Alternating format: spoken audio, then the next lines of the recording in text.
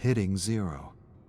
That's why she returns to the forest time and time again, to let go of her anxieties, to let go of her problems, to take in the scent of fresh pine and let go of her conscious self, to let go of everything and listen to her muse. She's been out of touch with herself for a while, lost in a game to please everyone else except herself, playing songs that don't come from her but are sure to please the masses, music that doesn't even resonate with her, playing songs for money, despite the warning, play one song for money and kill your muse. She laughed when her mother first told her this. It seemed like a ridiculous thing to say. Her muse didn't seem to be going anywhere. She was hearing more songs in her head than she could play in a lifetime.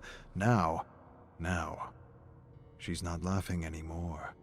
She's never felt so false and uninspired in her life, and more than ever she wants to reconnect with her music, her muse, herself. She closes her eyes and peels away the layers until her mind is empty and open to the great unknown. Kate strums her guitar freely, but nothing's coming to her. Just a dark, disturbing melody that's been returning to her every time she hits zero.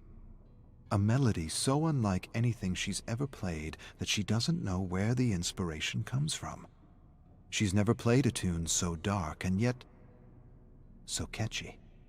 The harder she tries to push the ominous melody out of her mind, the stronger it gets, the more it demands to be written down. She wants the melody to stop, and yet it's all she hears around her, above her, below her, beside her, within her.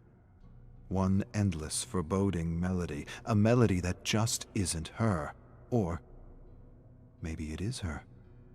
Maybe the show pony routine has changed her, corrupted her, perhaps even crushed her, and if not her, the best part of her, her muse.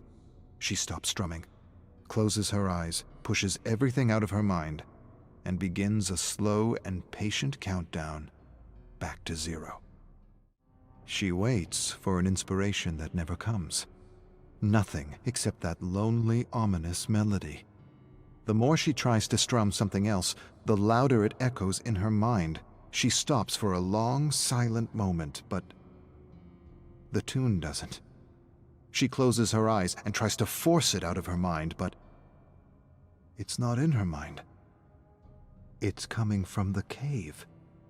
It can't be. She shakes her head. The tune fades as she returns to zero and tries one last time to connect with her muse, her real muse, regretting all the paid gigs that drove her further and further from who she was, who she really was. She closes her eyes and counts down. 5, she relaxes her toes. 4, she relaxes her legs. 3, she relaxes her torso. 2, her hands. 1, her lips, her nose, her face.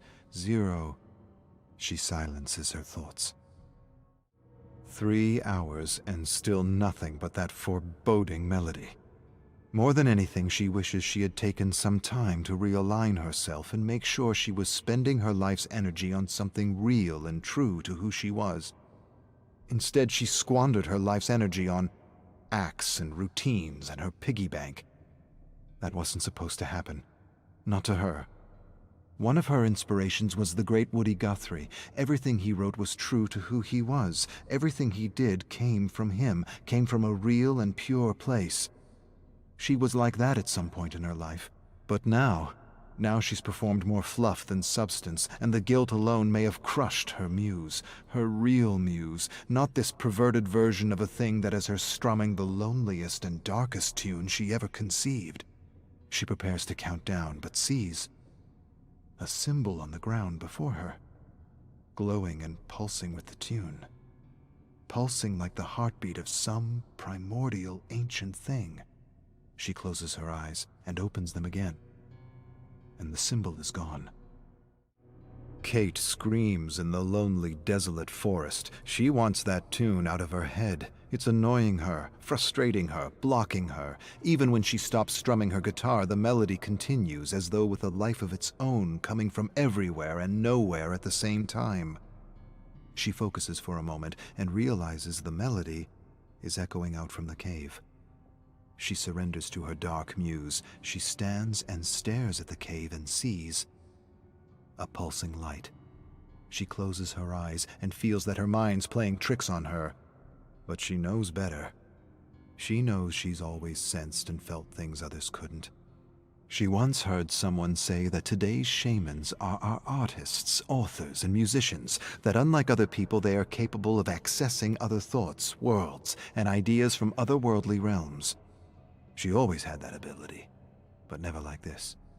Never so dark. It's as if the universe is punishing her for squandering her gifts. She approaches the deep and ominous cave, wondering who or what is calling her. A vague memory tugs at her, tells her she's done this before. She has a sense that she knows what she's going to find, but somehow has forgotten.